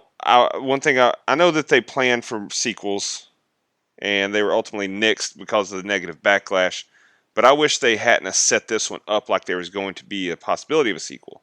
You could still plan for a sequel and just surprise us, but I think they should have left it as they set the school on fire and they don't find a body. Okay, that's fine, whatever. But we don't need to see Freddy again, because it's pretty unspectacular overall as a movie. So I definitely don't want a sequel. So just let's let this one die. Alrighty, y'all got any more final thoughts before we jump over to our social media comments and questions? All right, let's start with Facebook first. Michelle Murs, a big fan of the show, commented, "I love the OG. I only saw this once in the theater. That was more than enough," with the eye shrug emoji. Big fan of the show, Jeremy Ireland. He said, "Great value, Freddy Krueger looking ass with that terrible still of him. Look, that does look pretty awful, honestly." Kevin Potoff commented, "Pretty good movie. I like how they almost make you feel like Freddy was murdered by mistake, but it turned out he was a perverse child killer anyway." I can see that point of view, honestly, from some people. New legendary blood donor Mike Azelson commented, "The WB meets Freddy. Thought this remake was terrible. Grew up in the late 80s, early 90s, and begged my parents to take me to see Freddy's Dead in the theater. Saw this remake in the theater also, and it dethroned Freddy's Dead as the worst nightmare movie." That's a hot take to me. Hey man, you Not begged your so hot parents to. take. Not so hot take. You bet. Yeah, Hot you take two to both me. have a hot take to me. Yeah. Hold on a minute. You begged your parents to take you to see Freddy's Dead? You I'd were have grounded alive you. and younger whenever you were. I mean, you wanted to see the last one you thought, and you Hey, just didn't know it was going to be that bad. Hell, that's not what. everybody mailed it in. Hold on. That's not what I'm saying. I'm not blaming him for prior to seeing the movie. However, as his parent, when we got home, you fucking grounded, son. You're grounded. Yeah, once we got home, you got to do some chores. Pay us back for that. Damn. But to finish his comment, it just felt like a shot-for-shot remake in some areas, while adding more Freddy backstory, which wasn't needed, similar to Rob Zombie's Halloween. I can't bring myself to rewatch it, so I commend the team for having the courage to sit through this turd. All right, I respect it. All right, let's jump over to Twitter first. Big fan of the show, Eric. He commented. I added him and asked him what his thoughts were, and he said, "Yep, I like the darker direction and the molester origin. Thought England was missed, but Haley did an admirable job, and he gave it a 7 out of 10." Okay, I respect it, man. That's a hot take. Come on. Yeah. All right. Matt Sears commented, "I think Jackie Earl Haley is a fantastic actor, but an actor can only do so much. I remember hating Freddy's look, and it just bothered me that it wasn't Robert Englund. I know one day we won't have him anymore, and they'll probably recast and reboot again, but I wasn't ready for it at this time." I think a lot of people would probably agree with that. Sean, he commented, big fan of the show, Sean Irwin. "Was Jackie Earl Haley the best option, or is there someone else who could have done Freddy better?" And we actually have that same comment on Instagram, so we'll answer it in just a second if that's okay. But I don't know, Sean. We'll comment on that in just a second, brother. Kevin Scanlon Yeah. commented, "I saw this movie once back when it first came out and thought it was absolutely terrible. I honestly don't even remember it, but I bet my opinion wouldn't change if I watched it again today." And Brian said, "Don't do it." And then we got a Florida Gator fan whose name is Numb Florida Fan. Hey, brother, I feel you. As a Florida State fan, We I'm big definitely numb over numb. here. Yeah, Yeah, we big numb over here. big Lincoln Park vibes. But he commented, "Would have been good had they not fucked up Freddy."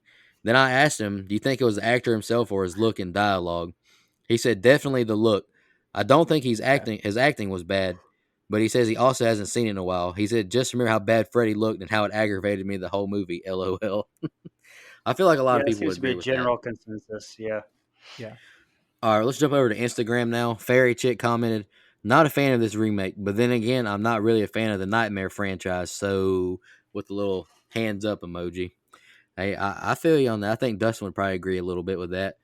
Chris underscore 2020 commented, remember seeing this way too young in the theater.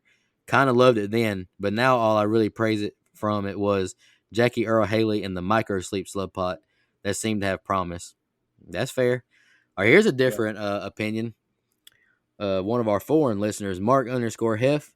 I think this movie suffers from toxic fandom. The look isn't OG Freddy, but it isn't Robert, and maybe they were trying to not be that Freddy. It would have been confusing if he was this version of Freddy but looked like Robert, you know. Cast was good, core, but was good. Ugh. Cast was good, core was good. Still a far better movie than some of the shot that's come out of Elm Street. Don't get me started. Freddy is awesome, but he was turned into a joke. This movie made his mean, gory, and dark, and I am here for that type of Freddy. Also, I don't mind the storyline of him being wrongly accused of being the child killer. It made the actual truth better, and again, they were trying something new.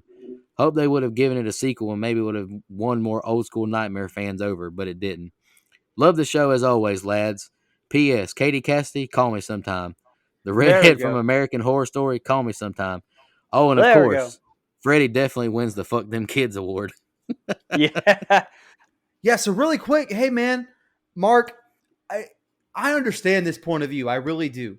You know, as someone that's not a fan or not a big fan of, say, Friday the 13th as a franchise, but really likes the Jason character.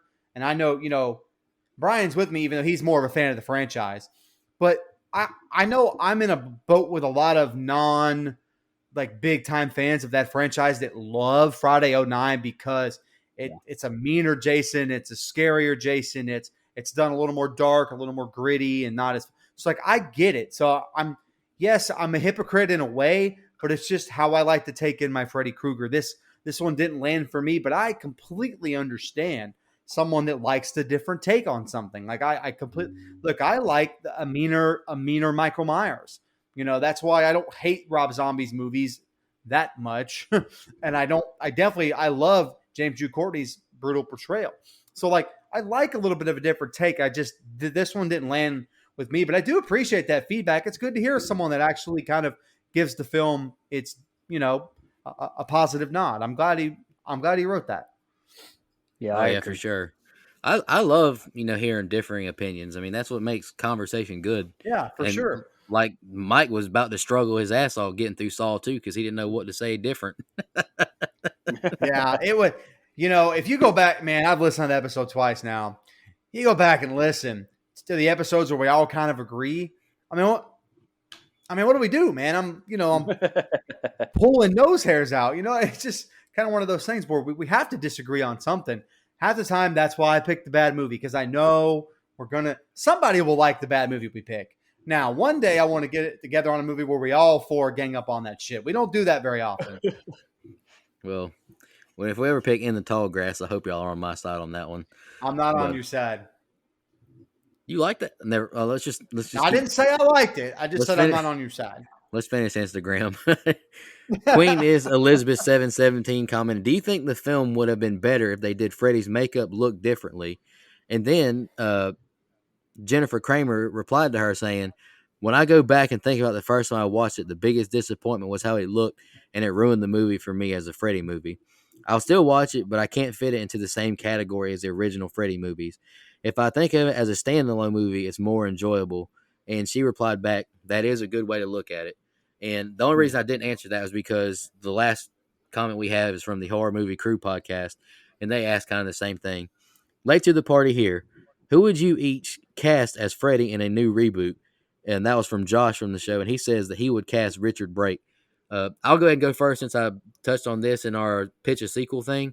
Uh, yes, first off, Queen is Elizabeth. I think it would be better if Freddy looked better and his makeup was different. And I think all of us would agree on that.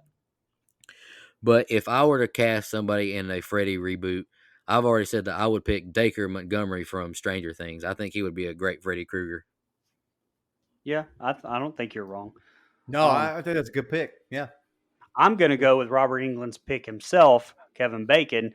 Just and honestly, I don't even to me like the look of Freddy did bother me the first time I watched it, but like upon like this review, yeah, I could have he could have looked exactly like Robert England and it wouldn't have helped the dialogue to me. That's what I thought in the script writing, what I thought was just so bad in this. That's what makes it unwatchable to me. I don't think Freddy's the problem, personally. I agree with everything you guys said. I don't really have a pick, although I do like Nico's pick a lot. You know, when you watch season 2 of Stranger Things, like, man, this guy needs his own movie. So I think you're 100% right. But yeah, so I'm with Kevin Bacon as well. You know, that's been floated around for so long because of what Robert said. Who would I cast in a reboot? Well, here's the thing. Are we talking a reboot with more than one movie or a reboot with one movie? You got to get one movie and you got to nail it. If that's the case, if we're just going one film, I want Robert Englund. That's who I want. If we're going with a franchise going forward, then give me one of the other two that you guys just said. That's fair enough. Uh, we had so many questions, I forgot we got fun facts right now. Sorry about that, guys. Uh, Brian, you want to go first? You want me to go first? I only have one. I'll go ahead and go. All right, go ahead, brother. It's just a cool little 6 degrees of thing. Ronnie Blakely, Nancy's original mother, she starred in Nashville, the movie, in 1975, which earned her Academy Award nomination for Best Supporting Actress. Then she starred in A Nightmare on Elm Street in 1984. Coincidentally, Connie Britton starred in Nightmare on Elm Street, this one, the remake, playing Nancy's mother, and then went on to star in the TV version of Nashville 2012, which she was nominated for an Emmy. Also, both Ronnie and Connie play the same self-destructing country superstar in their versions of Nashville. And like I said during my review, I think Brittany Britton was a much better mother in Nightmare on Elm Street. But go ahead. All right, I got a couple fun facts here. So, Freddie's sweater was actually knitted by Judy Graham, and she's the same woman who knitted Freddie's sweater in the original Nightmare on Elm Street in '84. So that's pretty cool. Wes Craven, having signed the sequel and franchise rights away when making the original one just to get it financed, had no involvement with the remake and was not even aware it was being made until well into production. In a 2009 interview, he expressed his displeasure with the then unreleased film, as the original was very important to him. And also, Platinum Dunes, you really fucked up there. You gotta consult the legend, man. This is his baby, and even if it's not a asking for blessing situation, it's a respect thing, man. You just got to tell them, hey, we're remaking your movie. I'd really appreciate it if you take a look. Be involved if you want to. Um, the Freddy gloves were the most protected props on the set. Previous films had issues with the gloves being stolen. And the most notorious instance was there was a glove stolen from one of the films, and it actually appeared in Evil Dead 2 in 1987. So they were hanging in a shed in that movie. It's pretty cool. And lastly, Brian, you'll appreciate this one. The same animators who did the CGI work for Harvey Dent and Two-Face in The Dark Knight 2008 were brought in to do the CGI work for Freddy's face in this movie. Yeah, well, they did a much better job on Dark Knight. All right, I just got a few from IMDb. Kyle Gallner suffered a cut to his abdomen when the glove Jackie Earl Haley had been wearing failed to bend back down, leaving one of the knives still extended. Haley didn't even realize this until the scene was finished. I know that sucked. Yeah. Producer Brad Fuller has stated, and I think Brian touched on this a little bit.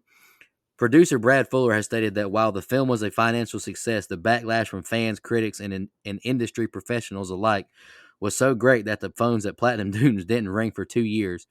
They would not make another horror film until The Purge 2013. He admits that this film was handled poorly and a step back for the company, and it was decided that this would be their last horror remake. And I don't, if I watched this video on YouTube where it's behind the scenes, and they all seem to have such high praise for it, but now once they got the criticism, the energy shifted. So I don't know if I just want to know what they really believe, behind the scenes. Right. Right. When Jackie Earl Haley was asked what put him in the right mindset to play Freddy Krueger, he said, "Sitting in the makeup chair for 3 hours. After that, you feel like you could kill someone." Sure, All Robert right. Englund can relate. Right. Oh, yeah. Yeah. All right, to answer our fans' questions of who I would not pick to play Freddy Krueger, Billy Bob Thornton and Steve Buscemi were considered to play Freddy Krueger. And Woof. the last and the last one I have Okay. before Mike goes with budget is Samuel Bayer turned down the offer to direct twice. He previously turned down several other Platinum Dunes films, including the Amityville Horror and Friday the 13th, 2009. Well, He thank God he relented. turned that one down. Yeah, honestly. He relented after receiving a long email from producer Michael Bay, who said that doing the film would really open up his career opportunities. As of 2021, Bayer has not directed another feature film. Yikes. Hey, I don't want to hate on my man over there. Yeah, I'm sure he's a nice guy, but he just happened to pick the wrong one. He lost the lottery on that. You know, I want to. I don't think Steve Buscemi would do a bad job. I gotta say. Now, I think he'd almost be a better Pennywise than he would Freddy Krueger, but I'm not even sure Billy Bob would do a bad job. It depends on the script. But anyway, that's neither here nor there. Okay, so this movie's budget was a cool $35 million, which is a cool $34 million more than the 1984 film had. So, CG, baby. CG has to be the way to go, right? Or you could do it practically and make a better movie. It grossed in the U.S. and Canada, it grossed just over $63 million worldwide. It had about $117 million worldwide. So, I mean, it was a profitable film, but obviously I would even consider that to be a disappointing box office for a movie with Nightmare on Elm Street on the headliner. Alrighty, let's jump to our favorite part of the show: favorite kill, least favorite kill, and the rating. I'm gonna go ahead and go first. I'll get me out of the way, just because I'm curious to hear you guys. Favorite kill. Honestly, one of my biggest positives. I think the kills are pretty good in this movie. Favorite kill, I chose Gwen, even though I do like the beginning one. I think there's quite a few good kills, honestly, but the razor fingers through her head and out the eyeballs, I thought it looked great. And I'm self-admitted, I hate anything that has to do with eyeballs. That shit's terrifying. Worst kill, I chose the same one as Dead Meat. I just went with Freddy being burned alive, just because, I don't know, didn't know what else to go with, honestly. I did write a little bit, so bear with me, guys. I know I've talked a lot. I do not think this is a good movie. I did enjoy this movie more on this rewatch and note taking than I have in the past. We on this show try our best to find things we like in these reviews. I like Quentin, Dean, and Chris in this movie. I actually like I hope this doesn't come across wrong. I did like the child molester angle because it does make us dislike Freddy more, and it gives the parents the motivation to kill this sick freak. I mean, look, ask Brian. He's a parent. What if? I mean, you would want to kill that guy if he did that to your kid. I mean, Oh I yeah. totally get that. Really enjoy the I'd be openings. the one throwing the Molotov cocktail. Oh, So absolutely. And then I'd find him in there and stomp him to death. yeah. Really enjoy. I might be in the minority here, but I really enjoy the opening scene, and I like the kills. The micro naps plot point is good as well. Even though I'm not a fan of falling asleep at a fucking funeral or in a pool, that makes no sense. And so Right. is the brain being alive after the heartbeat for extended torture. I do like that a lot too. My cons are pretty much what everyone else will say. Rooney should have never been named Nancy. They were trying to show respect. I know I did read this. They were trying to show respect to Wes in the original by replicating scenes. But you talk about a big whiff on that. And finally, Jackie Earl Haley took on some big shoes replacing Robert Englund, and he did just okay at best to me. I'm not a fan of the dialogue, and I don't like the look. If they wanted a dark Freddy, they should have stuck with it all the way through. Anywho, I'm giving this movie the same rating as Rob Zombie's Halloween 2. Not great or even good, really, but better than I last thought, and I gave it a 5.75. Okay, so least favorite kill rating. We'll just get the kills out of the way first. So favorite kill, uh, I think Dean's throat slash, or maybe Freddy's throat slash, but I can't count that one because I don't think he really died. So I'm gonna go Dean's throat slash just because the effects of it look good. Now I agree with what you said, Brian, when you were doing your scene by scene. It didn't make sense that he was holding a knife, but in the dream it was Freddy. It should have just been a cut, but regardless, the effects on the actual cut itself looked really good, so I'm gonna go with that one. My least favorite is either gonna be the dog, because the dog didn't deserve it, or I'm gonna go with the vlogger guy who you mentioned also was Chewy in Friday 2009, Friday 13th 2009. So that one just didn't make sense to me because I think Dead Meat's the one that pointed it out.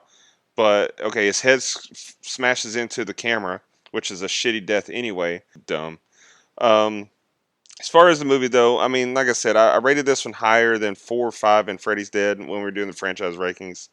And I think it's pretty interchangeable with 4 and 5. I rank it higher, though, because it is more modern and it's darker. It doesn't try to be. It tries to give us a fresh perspective, I guess. But this is my least favorite of the big three franchises, though, the Nightmare on Elm Street franchise. And the only redeeming quality in the franchise is Freddy himself, but that's Robert Englund. So I have a hard time removing myself and trying to view this movie for what it is and not comparing it to Robert Englund. So maybe that's on me, but at the same time, it's when you remake something and you do so many shots scene by scene identically to the original, you ask for that. Um, this movie just didn't have enough Freddy, and when we got him, he sucked. They made him too dark, and if you're gonna make him dark, that's fine. Don't make him have this sick fucking twisted humor that he had. It just didn't work for me. The voiceover was awful. Like I said, it sounds like Duke Nukem. Um, the dark direction that they took the character just lost the appeal that the franchise had in the first place with Freddy Krueger. The movie looks good for the most part, so I'll give you that. It's got good atmosphere and it's got good score. The lighting's great. I do like that. But this movie is a prime example of why people say don't fuck with the original. So I'm going to give it a 4.5. Okay. Mike, you want to go or do you want me to? Okay. Um, so my favorite kill is actually Dean. I really did like Nancy's mom as well, though. My least favorite kill, Jesse in the jail. I thought it was stupid that Freddy shoved his hand through his body, but yet he falls down in real life, and there's no hole in the back of his, on his back. So if you would have asked me when we started this show that I would like and rate Rob Zombie's Halloween 2 better than this movie, I would have told you that you were fucking crazy. But here we are. So just another reason why I love doing the show. But that's the fact. I completely agree that the franchise went off the rails. But with Wes Craven's New Nightmare and even Freddy versus Jason, like Freddy was back to being scary again. And I think this movie was just a cash grab. The writing was a mess, and I know our very first episode was the OG, and one day we'll revisit it, but it still holds up. There was no need for this remake, especially when you barely do anything new. After the good Platinum Dunes did, like this one was very disappointing. I actually rated this one a 3. Yeah, my favorite kill was Nancy's mom. Like I think it just kind of looks the best out of all the CG kills that we do get, and it's so much better than its counterpart in the original. I have to give it a nod for at least being not a dummy through a window on a door. Uh, so or even burned to the bed in the original. The fake out kill, I'm not a big fan of that either. So yes, I think that's probably my favorite kill. My least favorite, Jesse in the cell. It's kind of weird. You go back to the original. My least favorite is the cell kill in that, and then you get the cell kill in this. I don't think either one of those work whatsoever. Look, I think this movie has the bones of a good horror movie. You could do so much more with a remake within this franchise than what they decided to do. Too many copycat kills that are too close to the original, but done with CG effects I don't think land the same. I talked about Freddy. I don't think Jackie Earle Haley does a bad job at all. I don't think it's his acting. I think it's his dialogue and the look that they give him. His voice even annoys me at times. So I'm not going to put all that blame on him. He did the best that he could with what he was given. Like I said, given another chance. Wouldn't mind him seeing play Freddy again. He just needs maybe a little bit of a different look. I don't like this cast of characters. I don't think any of them are memorable. I don't think any of them are very likable. And so that leads to me getting bored to death because I don't have anybody to really sink my teeth into. So I like some of the backstory stuff, but it's not enough to save this movie. So all in all, I gave this movie a 4.5, which is still 4.5 points higher than I would have given Freddy's Dead. Oh, I can't wait. You're gonna give it a 0? Okay, I can't wait to do I'm that. gonna give it a negative. I was being polite, buddy. That movie Oh, wow. stinks, I pal. can't wait. I can't wait to do it. We got to do Yeah, it. that movie is terrible. Oh, we're picking it, but I'm gonna be mad that I have to watch it. So just so you know, I'm not gonna be happy. Yeah, I'm dreading having to do scene by scene for that. But our composite rating is a 4.4375, and IMDb is at a 5.2 with 99,713 ratings. Okay. So we are What do below they them. know? Huh? Not as far as off as I thought. Yeah, what IMDb don't know what they're talking about. Anywho, we got any final thoughts before we shout out our blood donors? That's it, fellas. All right, just want to give a big shout out to all of our blood donors. Like I said earlier, times are super hard right now, and I completely acknowledge if you can't donate, or I get it 100%. But I do want to thank all of our blood donors so much for your contributions. It helps us out a lot, and I can't stress that enough.